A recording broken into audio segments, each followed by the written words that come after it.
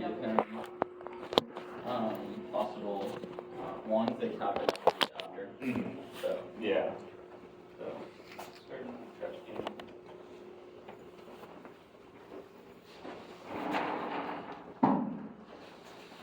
Wasn't there a class going on? It hasn't started yet.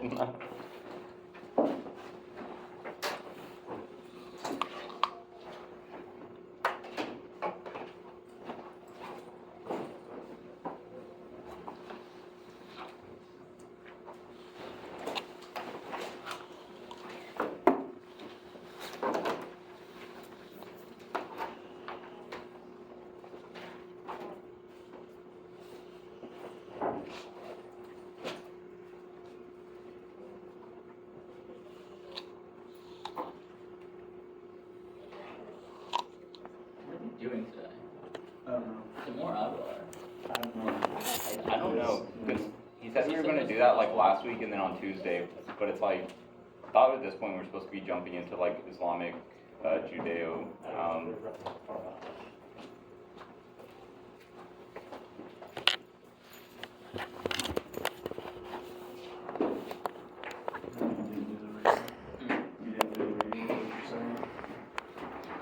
No, absolutely not.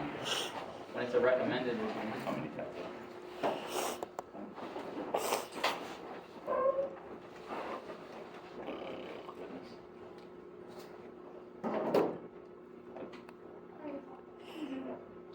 It would have been better if you did this last like Republic style. Like take one word from like each of the three sections, and then we'd actually like go in depth in it.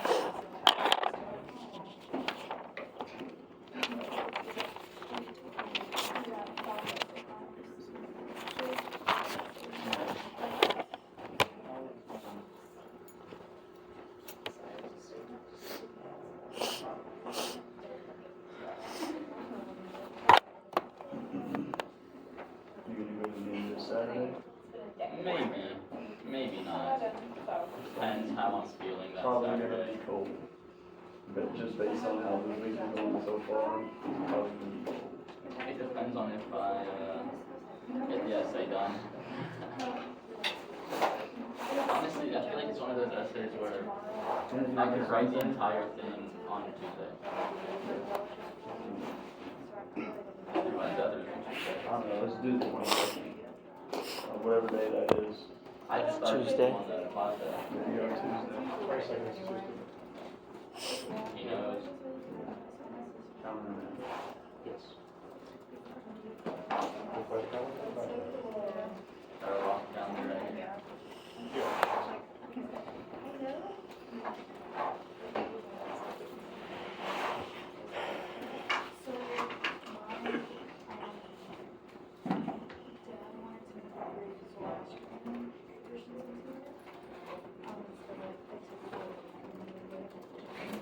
Check photo then. Maybe he's alright,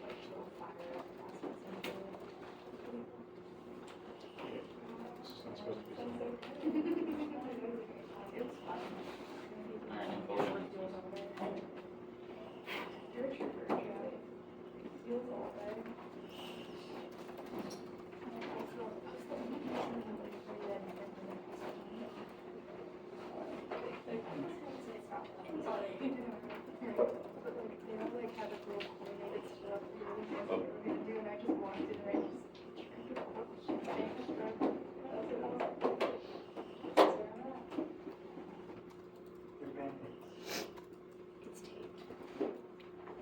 I'm not taking off the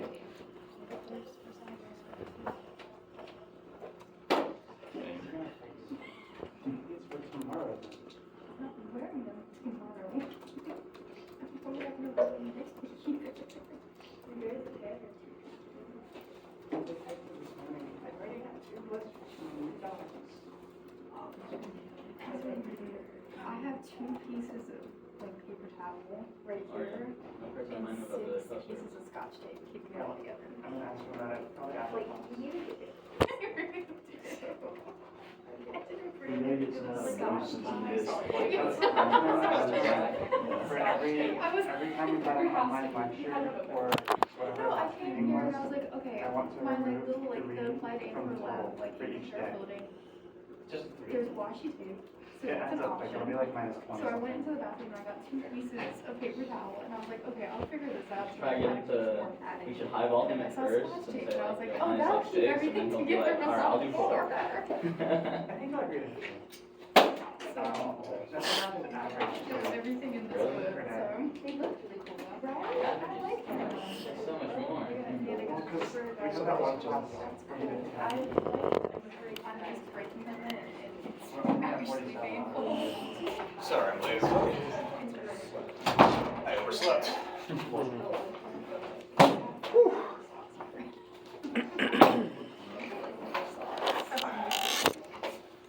Got my slippers on today. I couldn't find my sneakers. How you guys doing? Good. Good. Good, how are you? Good. We're covered now. So I wanted to start first by just talking quickly about your papers. Some people have been contacting me, and that's good. Does anyone still need help with a paper topic? Everyone's got your topics? Can you just throw some ideas out? Sure. Let's see. Because I have an idea, but I want to know other ideas. All right, you could do an entire paper on a critique of Anselm's proof of the existence of God, for instance. You could discuss the idea of God's omniscience and problems that arise therefrom with issues of free will. You could talk about Augustine's epistemology, which is like those lectures are online. Which, you know, the idea of like you could compare that if you wanted to say Plato, or you could take it on its own, of how Augustine says that we need to rely on God to actually come to know something. What else could you do? Abelard's Ethics, which we're going to finish today. So a good way to do Abelard's Ethics would be to take like 1 or 2 of his examples maybe, right? And then flesh out potential critique or a defense, right? So a good way to write a paper of this level would be to, like, if you think that the person you're writing about is right, so let's say you're doing Abelard, you think that Abelard's right, you would write about what Abelard says, give me his argument as best you can, and then you come up with a critique that you don't even necessarily agree with. But don't make it a straw man. In other words, if you're going to come up with a critique, don't make one that's so easy to dissemble that it's like not even worth talking. Like, make your best possible critique. And you would frame that by saying something like, one might say that Abelard's ethics is lacking in this regard, and explain that whole critique, and then you come back in and you critique the critique, basically. Which is actually harder to do, right? It's easier to critique something, it's harder to defend something properly. What else? Is that and another one is on Boethius, on how we can justify God's goodness if we look out in the world and we notice that a lot of good people are suffering and a lot of really unjust people are thriving, right? So it seems like there isn't much order or reward properly given, et cetera, et cetera. How's that all sound, everybody? Is that enough? Okay.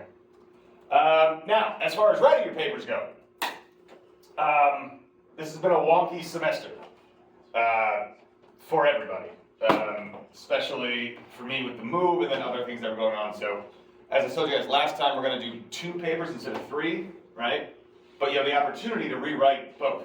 So, there's still 4, just to go over that so everyone's clear on the details. There are 4 paper options: early Christian, Islamic, Jewish, late Christian, and then women of the medieval period. If you decide to rewrite one, you can't rewrite the paper in the same unit. So if you get a bad grade in the early Christian one, you can't do another early Christian paper. You got to pick a different unit. But if after 2 grades you're happy with your grades, you're done. And you guys can write new papers up until the day before grades are due, because they need time to read them.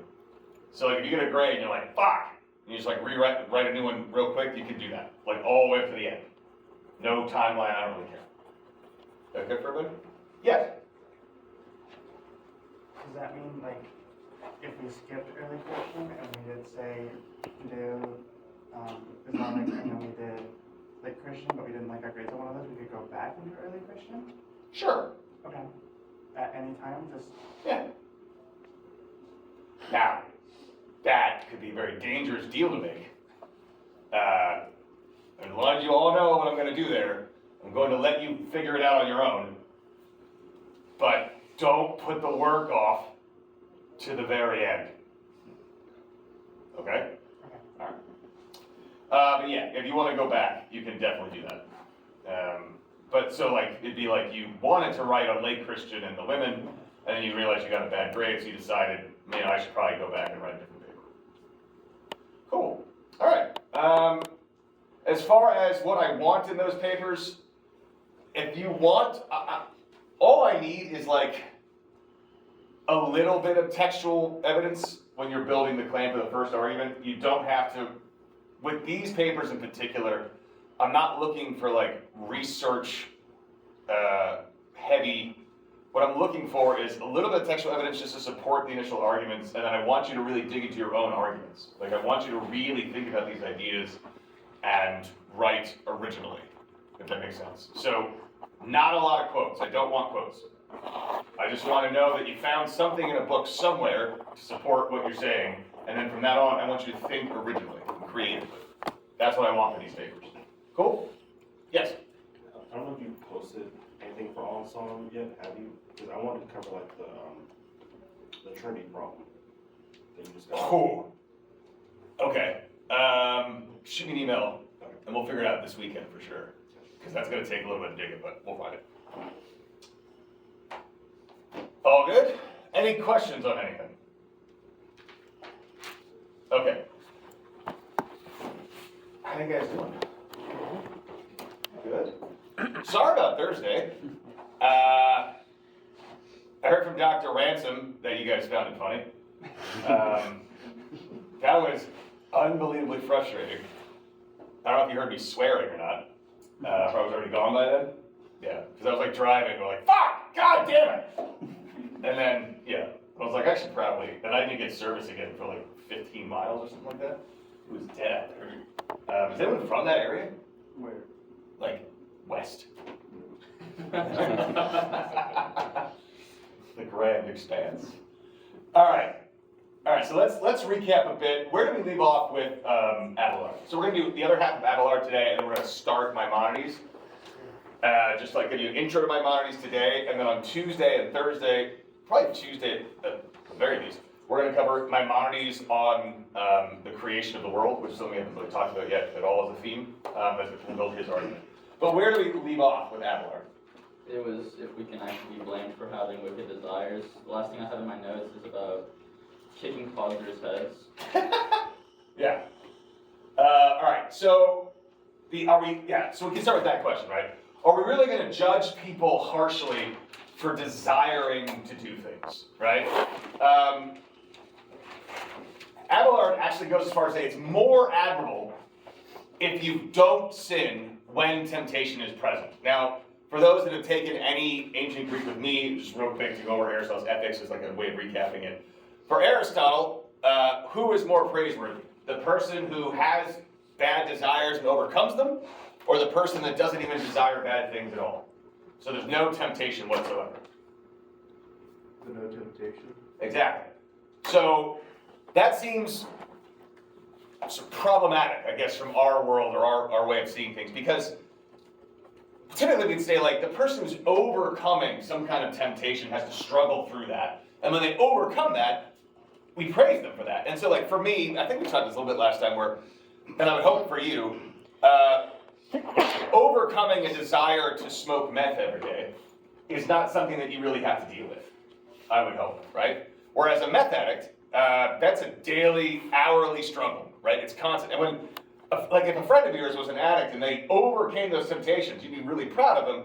And it doesn't seem really difficult for you to overcome the need to do meth if you don't have the desire for it in the first place. Abelard is actually saying, well, the real winner, well, not just the winner, but the person who we should admire the most is the person who's overcoming these temptations. because he wants the best kind of action is one where we have these bad desires and then we resist them. So the quote here is, people who are born with a tendency towards sinful lust, we did cover this, have been given material for a fight so that victorious over themselves in moderation they might obtain a crown. So Abelard then throws a wrench in the machine again and says that sometimes people do wrong when acting against their desires. So the example he gives of this one is a servant kills his lord in self-defense. Now he doesn't want to kill his master, but given the consequences or circumstances, if he doesn't kill him, it's going to be pretty problematic for him. The point that Abelard's making is that usually, right, when people act, they're acting on a simple desire, but here that doesn't seem to be the case, right? In other words, it seems like every single thing that we do, or maybe you guys can have a critique of this. His position is this: every single thing we do typically follows in line with a desire that we have, right? So like, I want to eat lunch, I go get lunch. I want to play video games, I go play video games. But here he's saying, but sometimes we act against our desires, right? So like, I don't want to kill this guy who's attacking me, but I have to. It actually goes against my desires. Anyone have a critique of that position? Yeah. Well, because you could say it's the desire to live. Exactly, right? It seems like, sure, I don't want to kill him, but that's outweighed by my desire to live, right? So that's how Hobbes would answer that question, right? He would say, like, even if you're not aware in an immediate sense what that desire is that's motivating that action, there still has to be one, because you wouldn't act otherwise, right? So, in other words, I guess what we'd be looking at, there'd be like a hierarchy of desires, right? Even subconscious ones, right? Which I think is important. Okay, so moving on to new stuff, which we're going to call the pleasure principle. So perhaps then it's really only immoral or a sin, I guess we could say here, when the person enjoys committing the wrong action, right? So the servant example is a good one for Abelard because it shows someone that like doesn't desire to do something. Yes, they might desire to live more, but then when they commit the action of killing their master, they don't enjoy it. Right? It probably makes them sick to their stomach. So maybe, Abelard says, remember he's always kind of like building one, he's like, maybe it's the enjoyment of the wrong action that makes the individual sinful. But then immediately he goes, that can't be right either. So I'm going to preface this by saying, remember I told you that some of his examples are a little weird. This is the actual example that he gives in his book to demonstrate this principle. Imagine a man who has taken a vow of chastity, and then he is chained down and forced to have sex with multiple beautiful women.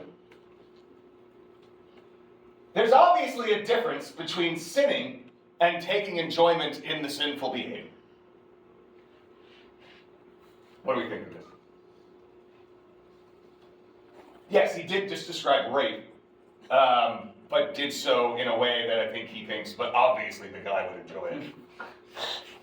Yeah. I was gonna say, well, you just said that. It's trying to say that for the guy being chained down who's experienced this assault, he's still sin. No, he's saying that guy is going to enjoy it, is what he's saying. He's like, he can't not, apparently.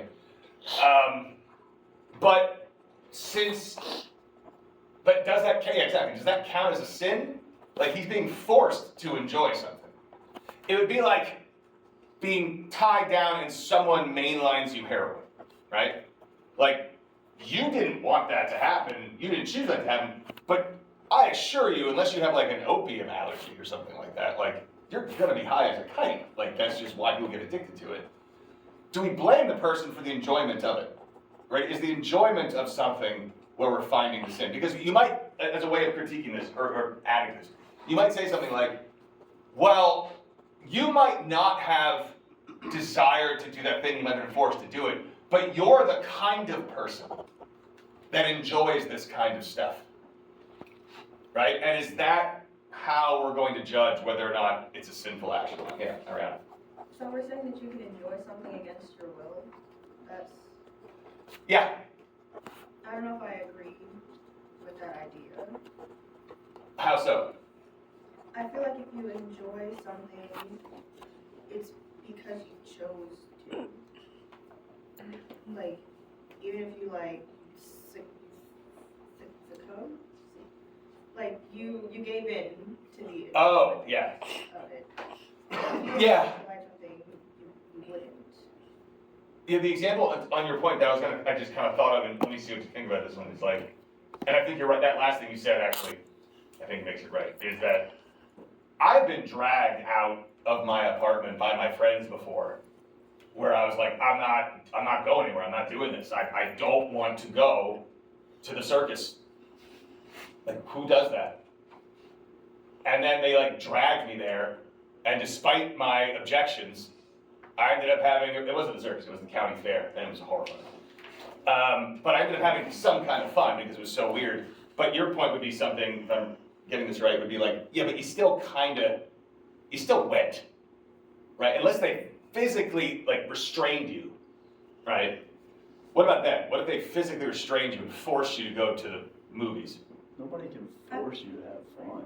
Yeah, like that's, you choose to enjoy something or not. I don't think that you can like something against your will.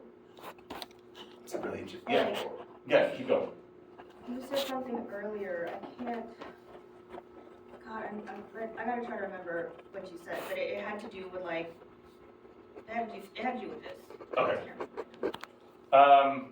Okay, points of it, that's really interesting, yeah, Ori.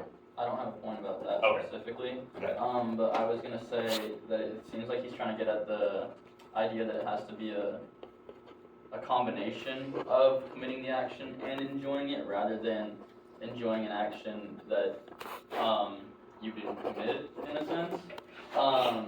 Because he, having just that word forced on there, it means it wasn't his action that he enjoyed, it seems like.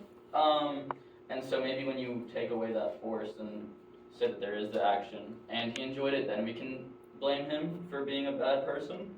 But if he just enjoyed something that wasn't his own action, maybe there's, I don't know, there's probably a counter argument there, but. Yeah, I mean, okay. Kind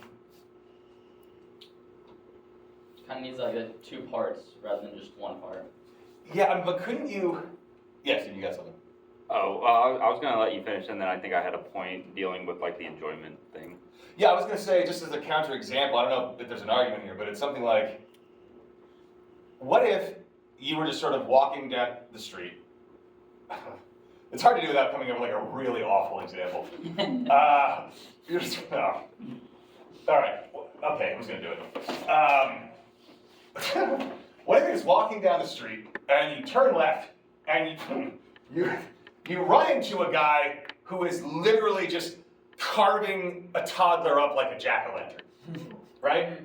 And to your shock and surprise, you're like, I kind of enjoyed this. Now, yeah, see, I told you it was bad. I think it makes the point clear though, right? Like, I hope, that you didn't do this at all, and yet, let me put it this way. If one of your friends told you that they ran across a guy carving up a child who was still alive, like a jack-o'-lantern, and they came to you and you're like, I gotta be honest, man, it was fucking awesome. Like, I didn't do it. And I called the cops and I got that guy arrested. Child is not okay, but he's alive. But I kinda, I dug it.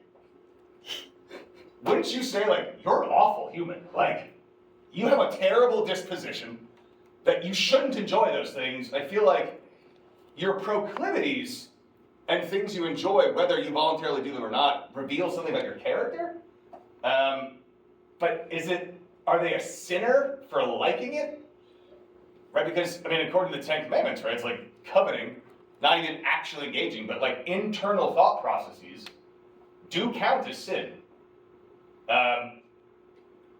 So if you say you choose to enjoy something, I would hope that that's not something you chose to enjoy, right? If you're thinking about it and you're like, well, I could be disgusted, or I could like this. I feel like it's one of those things you discover that you like. That just. I don't know. Yeah, good. Top that, Steven. I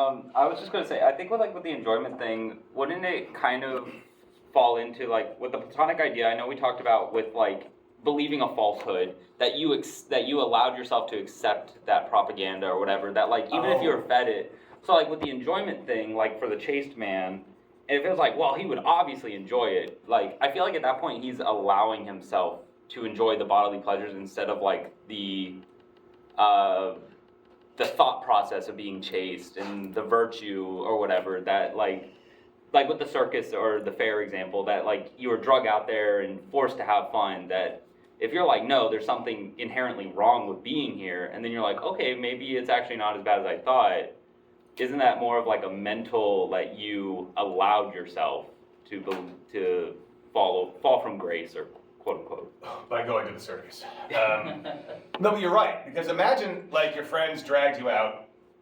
and then I'll just tell, like if my friends, well, they wouldn't be my friends, but let's just imagine a bizarre world where like people I knew dragged me out to some big event, and they're like, you're gonna have fun, and then you get there, and it's like a neo-Nazi rally.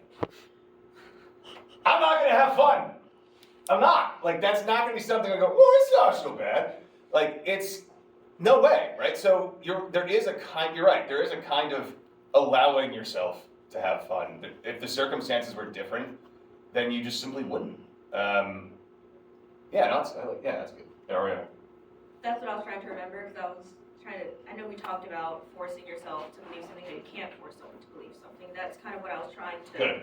make the comparison to. And I think that's definitely different from stumbling upon something and feeling like an instant enjoyment of it, rather than already having a preconceived notion that you don't like something. Because if you start to like it, it's because you chose to. Okay. Yeah, I mean, there's an example in Plato where I think his name is Leontius. He confesses that every once in a while he'll go outside the city gates where they throw all the bodies of the people who have died from plague that are rotting, and it's almost like he studies like, I mean, it's like kind of beautiful, right? Like the rotting corpses, and they're like, no, it's not. So like, but he's shamed because he feels this compulsion to go, and he knows that he shouldn't, but he sometimes caves and sometimes doesn't. So it's like what about that? What about if we have these bad feelings or proclivities, and we're actively trying to prevent them, but we still cave to them? That would count as a sin then, right? That would just be the human existence. A lot of these things. Yeah, pretty much. Yeah, exactly. I was gonna say, for the guys like being like who shows chastity, I feel like it's more of an intention versus action thing, where the intent is him like on like a mental or like a soul level, like I'm not enjoying this, is not what I wanted, it's being forced upon me, versus the action being like his physical body taking the pleasure in it. Yeah. So I don't think you can say he actually enjoyed it. You can say his body enjoyed it, but his mind is different from his body. So again, this goes to the idea of, you can imagine two guys that this happens to, right? One guy enjoys it, as Abelard says, and one guy just doesn't, right? And insofar as you could easily imagine someone who doesn't, it does seem like there's a choice. Like you have to sort of maybe acquiesce to the situation, right? Yeah. Okay. I would say, like, I don't want to compare it to this, but it seems kind of like being tickled. Like, if you're a ticklish person and you don't want to be tickled and proceed to be tickled, you're going to start laughing, or you have a reaction to that. It's like, I got tickled, but something like that, I guess. If you want to watch a really fucking weird documentary, has anyone ever seen the movie Tickled? Okay, this is a real thing. I didn't believe it, I thought it was a fake thing. So it's a documentary about these guys who are all in their mid-20s who get, like, they answer an ad that says, like, come here, get $500 for a tickle session, or something like that. And, like, they go, and they're getting videotaped tickled, but they're, like, chained down. So, like, then the people who, like, were running this deal, like, threatened to send the videos to their families if they didn't like pay up, and it's just them getting tickled. It's just the weirdest. Go watch that movie. It's so bizarre. These poor guys are so embarrassed to like be on this documentary. They're like, yeah, I did that. That's what I did. All right, so back to Abelard. It seems like morality is not a matter of which action you perform, nor is it a matter of what desires lead you to act the way that you do, nor a matter of taking pleasure in the wrongdoing. So are we stuck? Where does the wickedness of sin come from, if not action, desire, or pleasure? And this is actually what we've been talking about this whole time. So he says, this is his answer, wickedness and virtue are derived from consenting to a desire. So we form an intention to act in a certain way. Take the dude that was chained down to have sex. So the reason he is condemned for his behavior is because he did not, the reason he's not condemned for his behavior is because he did not intend for this to happen. He did not consent to what is happening. So his case is radically different than someone who, like, consciously, intentionally breaks a vow of chastity, right? So, I don't know, what do you guys think of this? Let me flesh it out a bit more. So there's basically what he's getting at is there's 4 stages to any action. First, there's the desire or the will to perform an action. And the thing is, and this goes to Abelard's point about desire being problematic as the origin for sin, because we might not really have any control over these desires, right? So think of the example I gave with the jack-o'-lantern kid. Like, you might not, it might just occur to you that you are into that kind of thing, right? But it's almost like we're not really going to blame you for having the desires. We might be judgy, but everybody's got, their skeletons in their closet. It doesn't mean they actually act on those things, right? We just might, in other words, we might just realize we have this desire. Interestingly, Aristotle disagrees with that. He thinks that we can control our desires, and we just have to habituate ourselves accordingly, right? So for Aristotle, if I wanted to become the kind of person that went to the gym religiously, I just have to start going every day and never stop for at least, they've done studies now, 4 to 6 months is how long it takes to get a new habit. And that's consistent. You have to do it every day. So if you want to become the kind of person, does anyone make their bed in the morning? It's a lost art. Half-hearted, well, it's better than most. If for some reason you thought, this is what's going to change my life, I'm going to make my bed every morning, it'll take you 6 months of doing it every day before you're like late one day and you go, like it's just how long it takes. But Aristotle thinks that happens with everything. If you're an angry person, just habituate yourself out of that. And if you're good enough at it, you'll succeed. And if you fail, that is your fault. And he's not even saying you fail because you didn't try hard enough. He's like, no, you just might not be good enough to do it. Like, no matter how hard I try, I'm not going to go to the Olympics. It's just not going to happen. It's not in the cards. But I can get closer, right? So for Aristotle, there is a blame. For Abelard, no. We're not necessarily able to control our desires. We desire the things we desire, and that's just it. So the second stage, what we can control is consent, right? We can reject or consent to the desire, which then forms an intention to act on that desire in question, right? So first we have the desire, then we consent to that desire, which means there's an intention, and the third stage is the action itself. So just as the desire does not guarantee consent, neither does the consent guarantee action, right? Something might prevent the action from occurring. So remember the very first example, right? The guy that wanted to build a house and he got robbed, right? So he had the desire, he had the intention, and then he got robbed and couldn't build a thing, right? Finally, the fourth stage. After taking the action, there are the results of the action, which might include taking pleasure in said action, which amounts to taking pleasure in sin if it's the wrongful action. So Abelard's argument is that we need to look to the second stage as the one of importance, consent. That's the main thrust of his argument. Good and bad lie with the intentions we form, not the desires we have, the actions we perform, nor the resulting consequences. So in other words, it doesn't matter, it seems, What happens after? As far as your individual action. What do you guys think of this?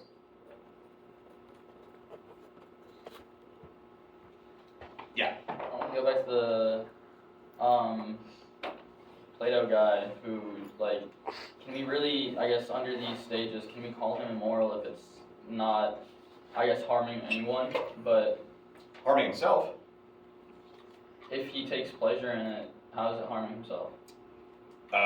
Heroin. That's what. So if I'm not harming anybody if I'm shooting heroin.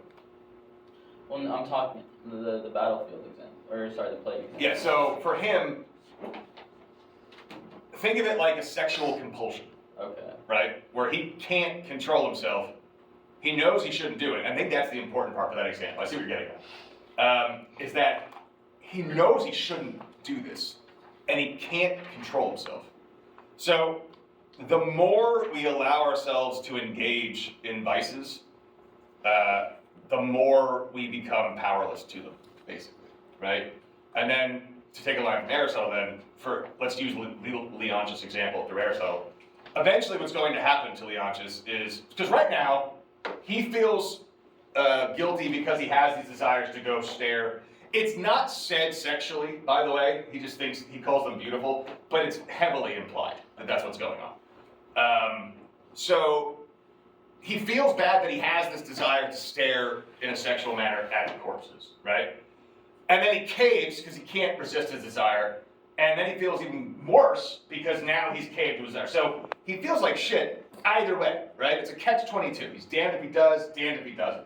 And so Aristotle says eventually what happens is you find yourself consistently failing at resisting your temptations, and then you have an epiphany, and you say to yourself, oh, the reason I feel bad about doing this is because I think it's wrong. What if it's not? What if everyone else is wrong, and they shouldn't be judging me? That's what I like, so I'm gonna go look at corpses in a sexual way all the time. That's out of context. That sentence would be so bad. Good God, that's like fireable, like close. I don't know how strong tenure is, but that might be pushing it. So eventually you say to yourself that this is actually not a bad thing. You see it with smokers all the time. Smokers feel bad about not being able to quit, and so what do? They just say, I don't want to quit. I like smoking. Smoking's good. Then I don't feel guilt for smoking, and I eliminate the problem. Because now the temptation's not bad either. So to your point then, for him, it'll just lead further and further and further into vice. Okay. Right? So it would still, even if it's seemingly innocuous, right? It's not, right? He's not like murdering people, he's not a pedophile, there's no victim. But it's that kind of behavior begets other similar behaviors, right? And it just creates a problem. Not to mention the fact that he has a compulsion he can't control. I mean, to kind of map it onto something that we just talked about, a written down sin, coveting another person's wife, you're not hurting anyone else by just having it in your brain, but you're still having those thoughts, and those thoughts alone are a sin. So the same thing, like even just wanting to look at the bodies and then looking at the bodies and feeling pleasure from that, that's you consenting to sin there, just like it would be if you looked at people and coveted them. Right, because you could say something like, you might notice someone and have a desire for that person, but then immediately say, nah, it's my friend's wife, right? So that would be the consent there, right? Like actually coveting versus recognizing someone as attractive are very different things, I would argue. Yeah. Alan. Doesn't the results part, isn't that the part that matters the most, though? Which one? The results? Yeah. How so? Because, like, so, going back to the example of, like, the dead bodies outside the wall. Yeah. Like, he had to have gone out there for whatever reason not to look at dead bodies. And... Initially. Yeah. Yeah. So then, stumbling across these, then he is, I guess, has the idea that, like, oh, cool. And, so... Oh, cool. So then, like, then then the intention forms of like sort of this battle between, oh, this is cool, but it's wrong. Mhm. And then, like, there's no way to walk all the way back outside the wall without sort of having that conversation with yourself of like, is it cool or is it wrong? And then you're, so like, sort of the result of, I guess the result of the first interaction with it is then what causes it to like. So when you say the consequences, seems like you're saying like the subsequent times that he's gone out there are the consequences of the initial thing? Or like the subsequent time is the same. The second time, Yeah. which would be a consequence of the first time. Yeah. Yeah, I see what you're saying. I think what he means by consequence is more like, did the thing you do, like, let me give you an example of what I mean. Let's say I wanted to build a house to feed the poor, right? And I built a house to feed the poor. I did that with the purest of intentions, right? Gave them the money, everything looked like it was on the up and up. And it turns out, they're just starving the kids to death and pocketing all the money, and the kids are just being thrown into a furnace. I was trying to make that funny, but it wasn't gonna happen, so. Right, so like obviously I accidentally caused a torture chamber for children to arise, right? But I didn't have that intention, and I didn't do those things. The people who took my money did them, right? So are we gonna say, and let's imagine for the sake of argument, everything was seriously researched. Every person was vetted. Like, I took all precautions to make sure that this was in the right hands, and it fell apart. Is that on me? Because that's the kind of consequence he means. Like, wouldn't we say that the person who had the intention, desire to build this house, and then brought it to fruition, wouldn't it not matter as far as my moral action is concerned?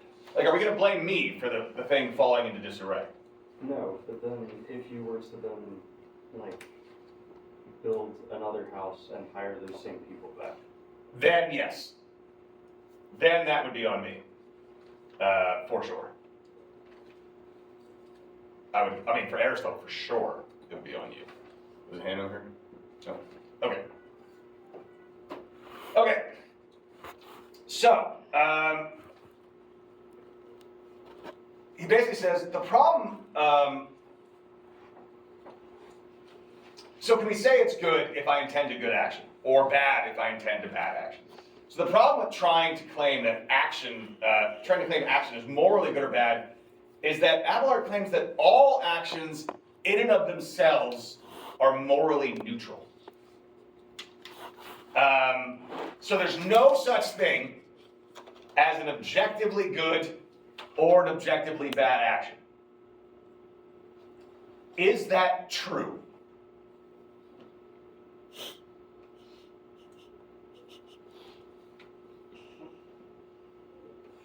I'll start with an easy one. Killing a dog. What about rabies? Yeah. Old Yeller. Yeah. Old Yeller. Yeah, what they have rabies. What if? But now we're adding context to the action. That's the point. Exactly. So if something's objectively wrong, like let's say carving up children like jack-o'-lanterns, right? Just random example.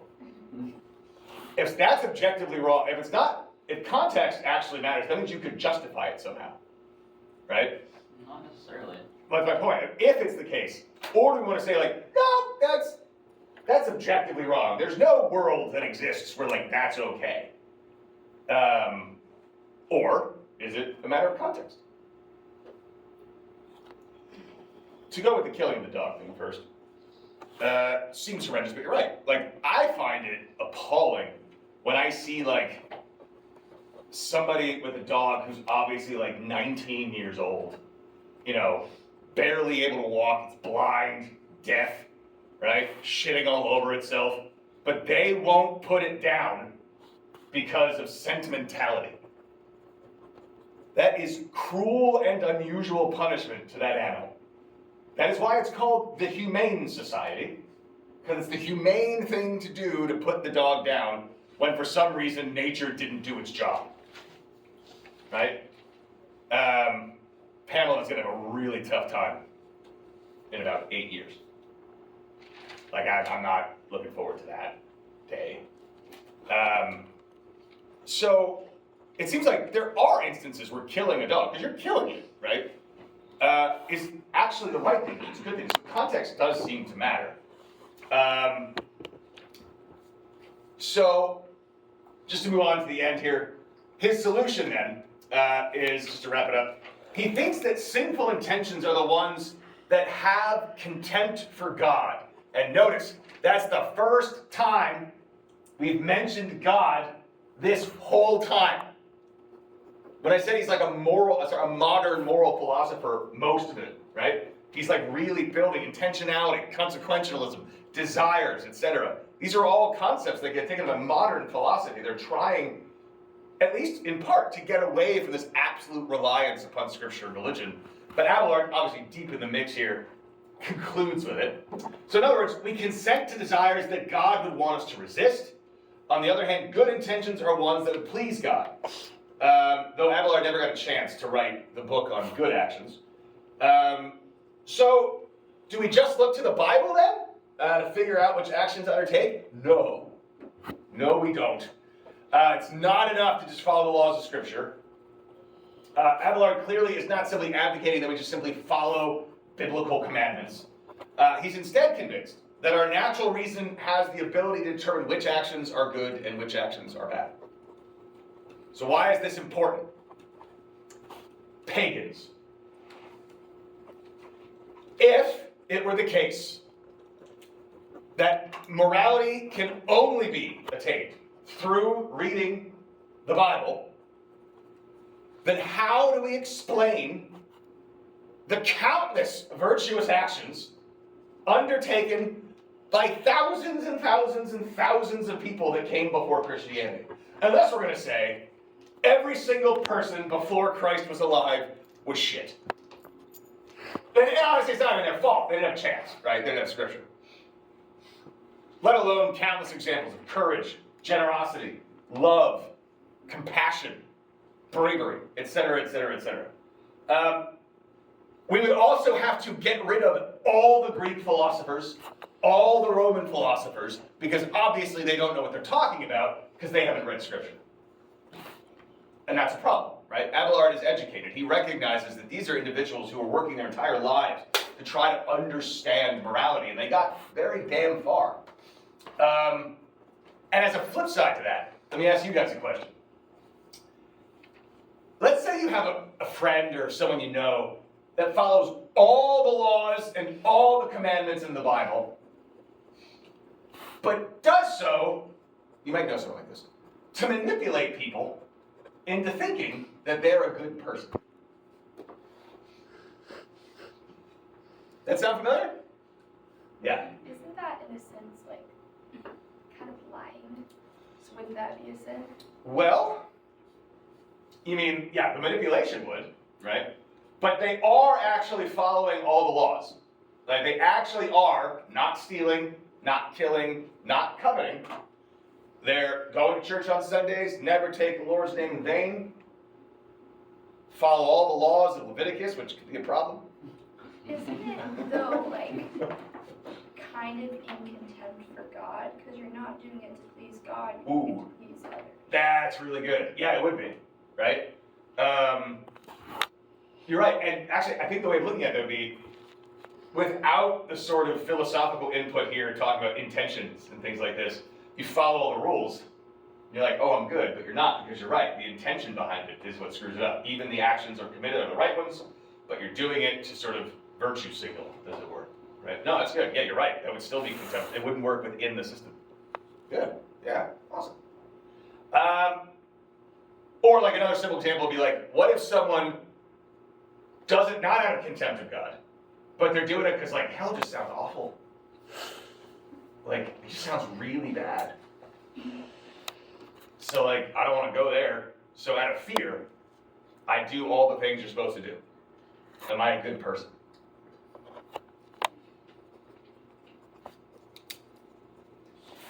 You know what? I think that's 90%. 90% good. No, of the Christians. yeah, because it's so hard. I'm like, cause I'm like, hey, if you tell them, I'm like, hey, if this wasn't a like thing, what would you do? They're like, oh, I just do something else, and then it feels like, okay, so you're mean, so it's the hell thing. Oh wow, that's horrifying. It's definitely the hell thing. So, You could say the same thing about the American legal system, so. about Right? punishment. Yeah. Yeah, the reason I don't steal stuff is because I'm afraid of getting caught, basically.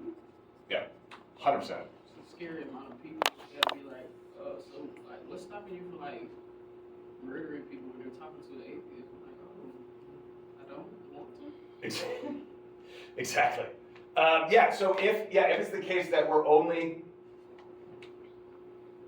let's take the law example, and because that was easier. So like, if I follow the laws, but I do so only because I don't want to go to jail, that would make me a lawful person, but not a moral person, right? And if I follow all the rules of the Bible because I don't want to go to hell, that would make me, actually, that's kind of smart.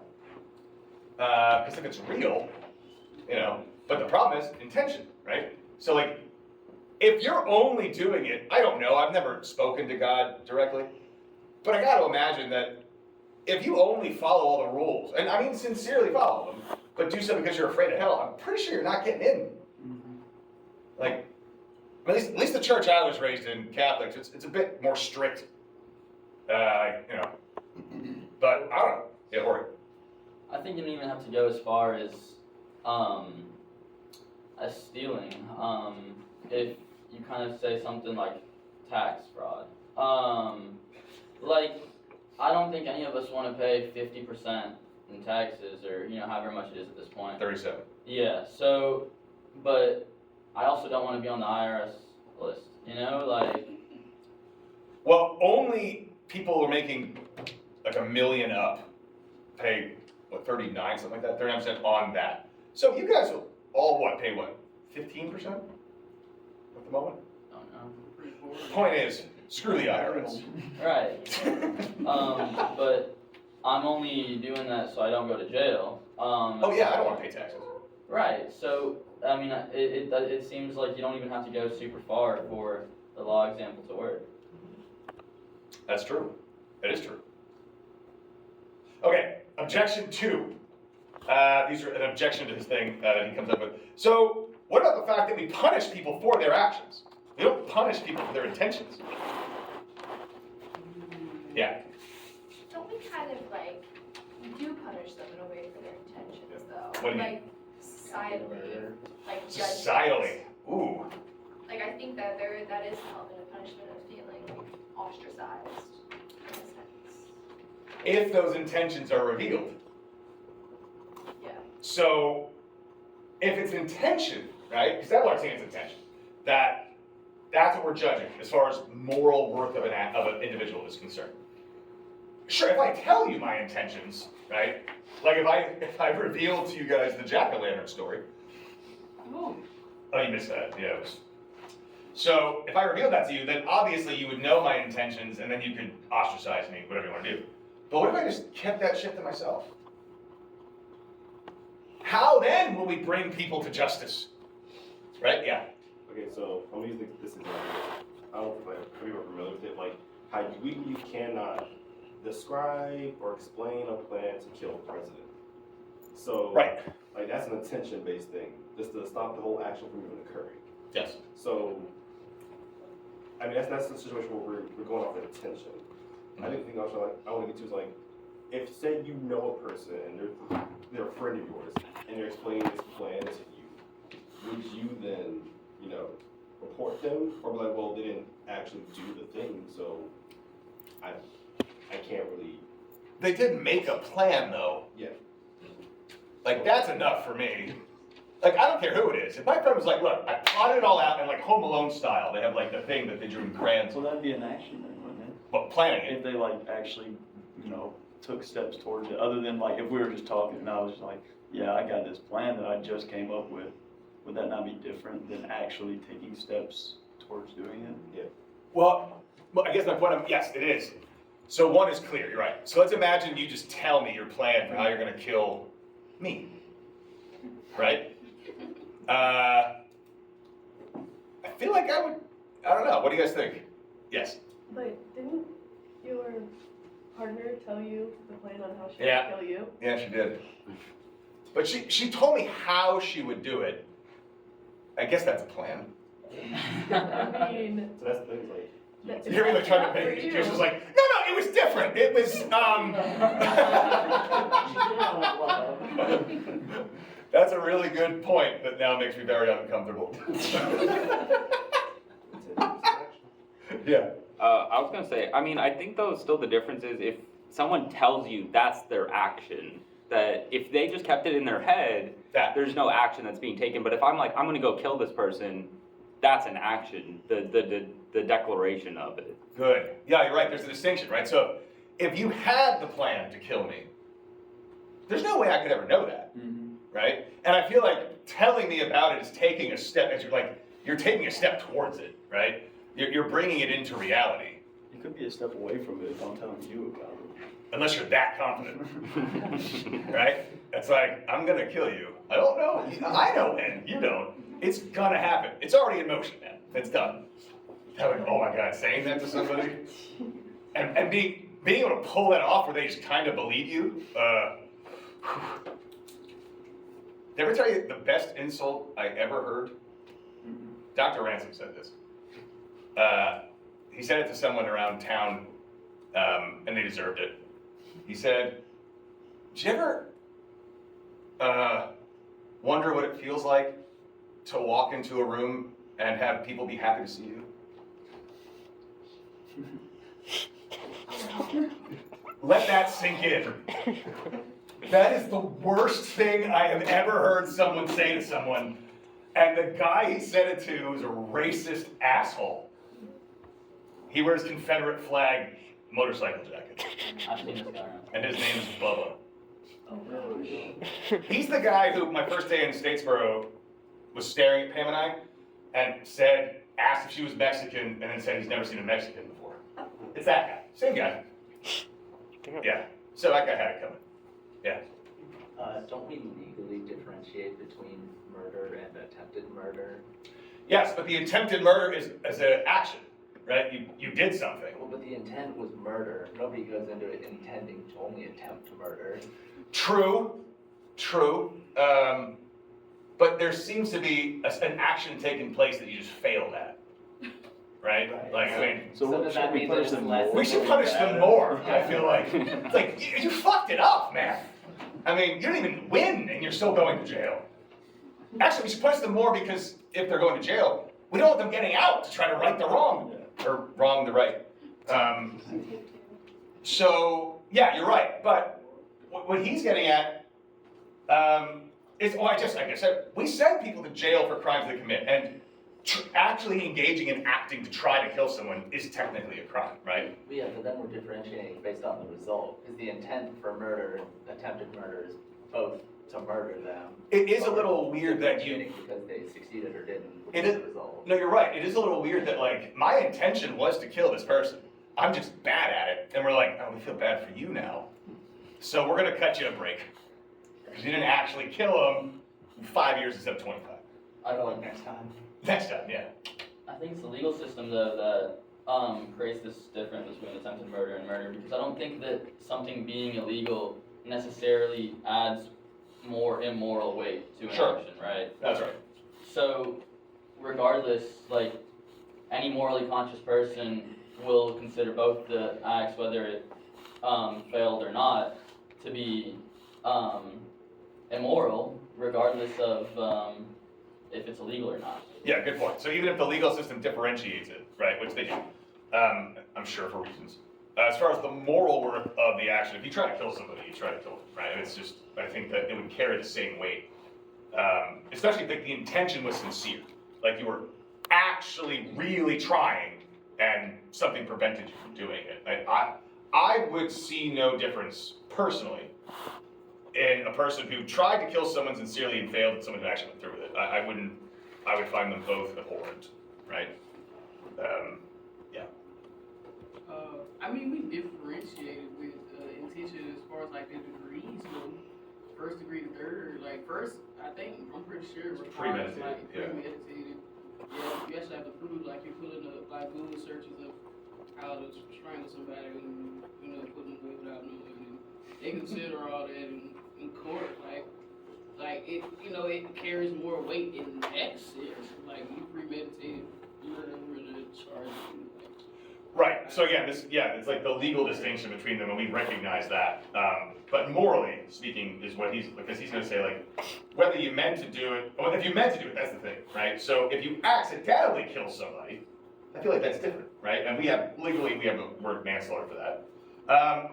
But think about that, like the accidental thing, right? It's not the action morally, but we actually might throw someone in jail for it. So imagine like, that's gonna be sad. Imagine someone who's really going through a rough time. They're impoverished, single mother. She's got her baby and it's crying because it's cold. So she takes it into her arms in her bed to keep it warm. And then she falls asleep and smothers it. Now, morally, was she wrong? Yes. We talked about this in Dr. Eaton's class a little bit, and it was like you need to have the actus reus, it's like bad act, and you have the mens rea, it's like the guilty mind. So she didn't have the guilty mind, just a bad action. So I don't think morally you would charge her, but Yeah, well, what if she did have a guilty mind? Because then she went into it being like, I hope I smothered my baby. not went into it after the fact. Like felt like she could have done more to prevent this from happening.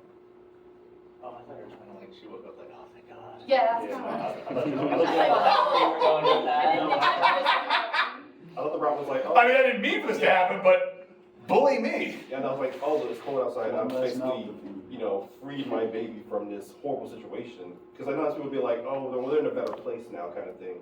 Mhm. Like, you're already homeless and cold. But like, I don't know if you separate from this, basically. Yeah, so if the person killed someone out of sympathy, Yeah. oof. Yeah, I don't know, we can go down that road. That's putting the dog down. That's putting the dog down. It depends on how far you take that. It's like, that road leads to very dangerous places. I mean, granted, there's some where you're like, okay, you're 98, you're blind, deaf, you're in constant pain. Now, the point is, the question, what'd you say? Like Jimmy Carter. Like Jimmy Carter. Have you seen him? I have not. He's dead. He's basically like, He made it to 99, he's right? like laid out. He's not- He's not. He's He not. voted. He voted. He went to vote. Yeah, but he's like. He went to vote. They let old people Jimmy vote. Carter voted for Kamala Harris, and then the They picture said is he he's was just holding him, it out to after the end of the election. In Yep. Georgia, you don't have to be alive on the election if you voted before, like during early voting. So if you cast your ballot in early voting in Georgia, if you die before the actual election, it still counts. Wow. Are you serious? That's- No, it's fine. You can He can go. He can let go. He can go. Oh boy, yeah, he's up there. Okay, so Abelard's response to this, that example, right, where the woman smothers the child but does so not intentionally, had the best of intentions. The point is, there's no desire in the intention, right? Now, she might be told to say a few prayers and penance by a priest, right, because of the guilt she feels, and she did take a life. But it's not practical to blame her for this.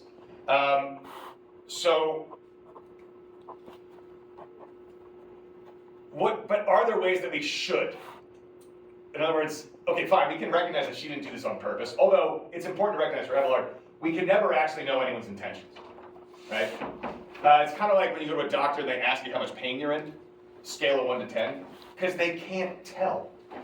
Only you can experience your own pain, and each person has a different subjective sort of level of what is instantiates like a 10 out of 10 on the pain scale. So we can't know her intentions, but let's just assume for the sake of argument, she is sincerely remorseful, not because she did it on purpose, but because it happened, right? Now, is there any reason we should throw the book at her? She didn't think her actions through. She didn't think her actions through, okay, yep, so Aristotle would nail it to the wall on that one. It was pretty negligent. Very negligent, absolutely. And what benefit could we gain from throwing the book at her? As it were? So we don't make exceptions? We don't leave room for exceptions, like, as far as like, we know you didn't mean to, but if we let you go, everyone else is gonna feel stupid. They're gonna try to work that same angle. What if? That's great. What if we make an example of her to discourage other women from smothering their babies? Well, we can do it like that. No, I'm serious. Like, as you guys, look, we're all in this together now. You guys said, he said, didn't think it through. Negligent. Well, you can tell people, right? Like, I don't know. Okay, there was this bridge in Ocean City, New Jersey that was like, I don't know, taller than this building, right? And we used to jump off of it all the time into the bay. It was horrifying, but it was so much fun. Until one day, because everyone's like, don't do that. It can go badly, and you could die. We're like, So then, one time, my friend jumped and he slipped when he jumped. So instead of jumping out, he went straight down, and he missed the cement pillar by that much. If he had hit that, he would have died. And we all watched like, ooh, and we walked back down the bridge. And I never jumped down again. My point is like, you can tell people all day long, don't smother your baby, but they might not listen. But if we live like, this is Plato's point, right? It's Plato, where he's saying, if we show people there are penalties to actions, they're much less inclined to not take precautions. So if you want someone not to be negligent, show them what happens when you are. So from a legal perspective, sure.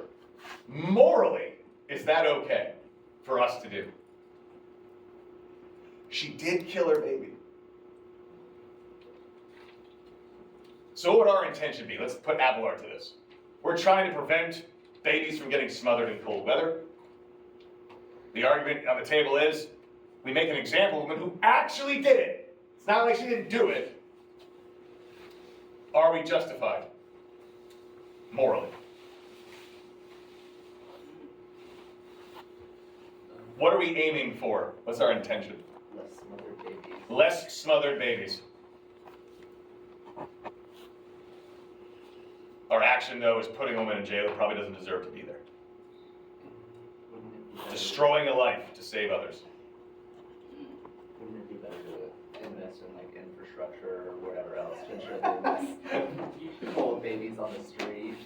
I was like educational videos with the mother. Yeah. Maybe we should make a training video. With her. Single mothers. Force her to reenact the smothering. Okay. Oh my God. But she has to, not videos, live shows. So she has to do it every day. That's her punishment. Not gonna forget now, are you? Very close to Oh, Jesus Christ. Okay. Just check. one now. That's a hell of a I don't like this class. We'll switch gears. All right.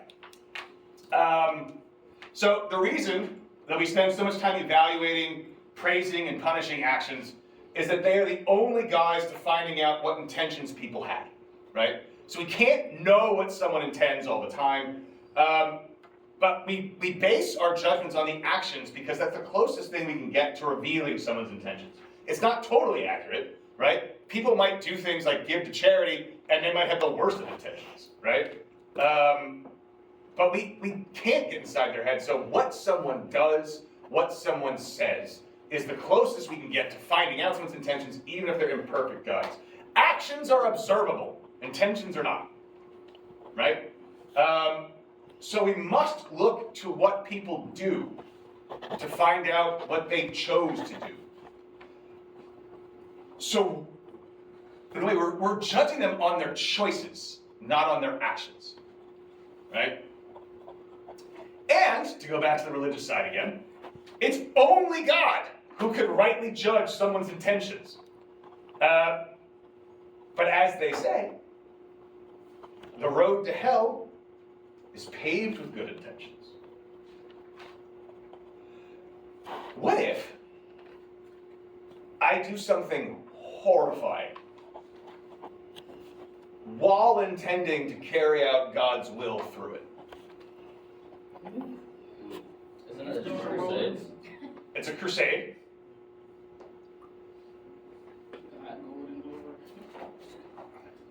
So, what do we think? Yeah. I mean, it sounds like you're into like crusades and also like terroristic actions that are believing this soul harmony being done for the goodness of God and things like that, right? So, yes, one completely removed from any sort of reward. So, I am not blowing up a building of heathen atheists. I don't know what building that would be, but I want to find it. Probably. The what? Probably this one. This one. I'm sure the philosophy department's pretty heavy leaning in one way. Not sure. I don't know. But, like, what if I blew up the atheists' lunch hour? And I didn't do it because I was like, and then God will favor me, and then I'll get to heaven. No. It's like, I know for a fact I'm going to hell for this, but this is what God would want. Let's imagine that's actually what God wants, right? Like, the point is like, or think Abraham. That's the best example, right? So Abraham is asked by God, or commanded by God to kill his son. And as Kierkegaard explains it, for those that haven't had it, like, there's no reason for him to do this. Like, it's not like he gets rewarded. He actually gets punished for it. Like, his action, which is what he'll be judged on, killing his son, would cause him to lose his marriage. He will lose his place in society. He'll probably be put to death, right? So he's doing it just for God. So his intentions are pure. But what do we think? Yeah. Okay. I know that wasn't the case for Abraham, the whole, like, you're still gonna be, like, damned to hell. Like, wouldn't that, like, make a non-action just, like, I can go to hell on my own? Or, like, I can go to hell doing what God wants? Like, do I get less heat in hell? You get a t-shirt. Everyone else gets sweaters. I'm here for God, like. Yeah, so the question, this raises questions of divine command theory also, right? And whether or not we need to separate ethics from faith and morality therein, right? Yeah, good. So I have two points, I guess. First is, I don't really see the difference between killing and killing for God. They're still both just killing. You still have the intent to kill in both of them. Yeah. Second, if God doesn't need us, then does he really need us to kill for him? If there's nothing you can do for God, because God is already the greatest of all things, then whatever we do doesn't really affect him, so there's no real need for us to do it. But it affects us, right? So you're right to say it would be the height of arrogance and definitely blasphemy to say that God needs us in some way, right? If God is God, as described, as advertised. But God still commands us, right? So if you are a person who is of faith, you're not doing it because you think that, like, God needs your help. You're doing it because God commanded you to do it, and God is your sovereign. How much can a peasant offer a king? Right? It's not because the king needs you. He does, actually. But God's different. God's completely self-sufficient. But you're doing it because the king told you to do it, right? Love and reverence and loyalty to God, right? That would be the response. And for the second one with the killing thing, as we talk about killing the dog, it depends on why you're doing it, right? I'll tell you guys right now, if I'm 99 years old, if I'm not healthy, if I'm not like roller skating at 99, save me. Someone's keeping me hostage. I shouldn't be here anymore. Okay, one last example here to this idea of the actions. Like, how do we answer this question? And Abelard brings up a really interesting example, which is the people who actively crucified Christ. So we, in the Christian world, right, have probably been raised to view the Romans in that particular moment as not the best, right? How dare they kill God? However, Abelard, who is Christian, notes that these individuals, who literally nailed him to a cross, were doing what they thought was right. Wait, they thought he was a false one. Everybody did.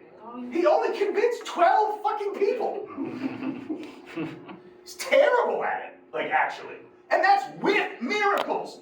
Do you know how bad you have to be at your job? You're literally making a blind guy see again. Everyone's like, nah, he's not God. Yeah, nah, it's a trick. It's a trick. I've seen this one before. I haven't.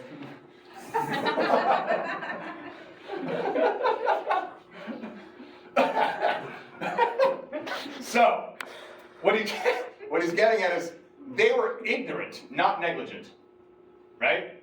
There's a difference. So you brought up negligence, right? Negligence matters. Like if I should have known to take precautions. Go back to that first example with the guys want to build something, the house for the poor.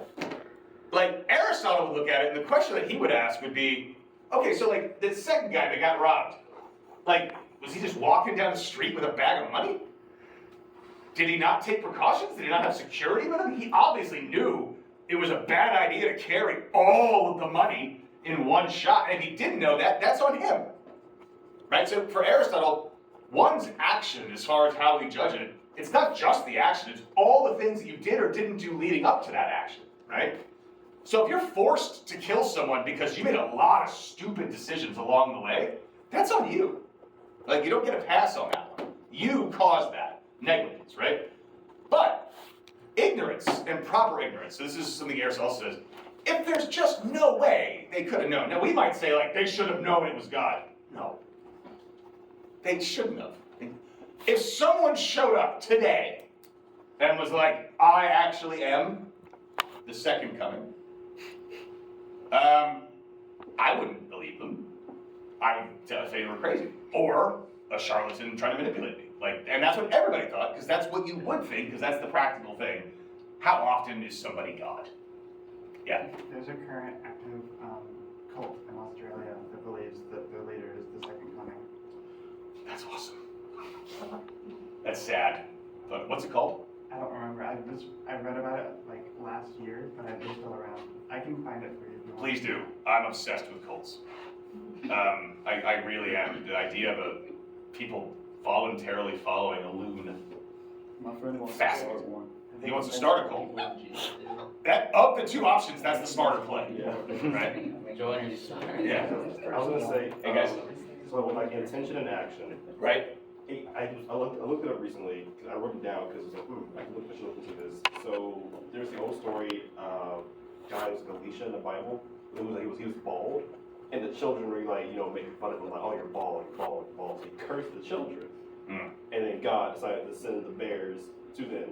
Maul said children to be see, it's why you shouldn't curse people. So his intention was to curse the children. That's fucked up. But he never committed the action of killing said children, but in the end, the story still falls on him. That it's still his fault, even though he did not take the action of sending 2 bears to kill 40 plus children. Oh, 40. So 40? Yeah. Because God sent the bears? Yeah. Because the children were making fun of him for being bald, and so he cursed the children, and then 2 bears show up to kill the children because he cursed them. The Old Testament God is so much better. So it's like, my thing is like, is he at fault because of intention? Because he did not commit the action. Look, hold on. I want to dissect this real quick. I know we're out of time, but that's so, like, snarky, right? That's just like, oh, see what happens. I'm not saying I was like obligated to send the bears because like you cursed them and if you curse someone, I gotta do it, it's out of my hands. What the fuck? That's just so fun. This reminds me of that one example online where somebody's like, they go into a car and they hold someone up like, drive, I need to escape, I just robbed this bank. And then they take that opportunity to like run over 100 pedestrians. And it's like, this is your fault for making me be a getaway driver at gunpoint. All right, last point, I'll let you guys go. On that last example, it's kind of important. He says they're ignorant, not negligent. As such, it's not really a sin to have done it, which is why Christ says, forgive them for they know not what they do, right? Abelard doubles down and says they would have been more blameworthy if they didn't crucify him, since they believed that doing so was the right thing. Which is interesting, because then it's like, doesn't that lead to moral subjectivism? And we'll stop with that. Abelard's fine. Good discussion today. I think we got some examples for the books, for sure. What's up? Yeah. Divine truth? Okay. The founder believes the reincarnation of Jesus and his wife is the reincarnation of Mary Magdalene. That's convenient. It's very convenient. Oh boy. As scripture has not My grandpa told me that story on bears one time, because he had his shoes What's on, up? his coat was like super like bad. Oh, okay, well, you got it. And he's like, there's some bears that It's such a really like extended that. So I figured out a way to connect them, so I figured out they are connected. My husband would like explain one, then explain the other, then explain the other.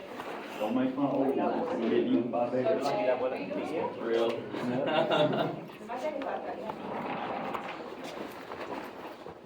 Oh, yeah, that's good. That works. Be like a way to respect. Could work. That's cool, that's fun. Thank you. Yeah. You don't believe in what you Bye.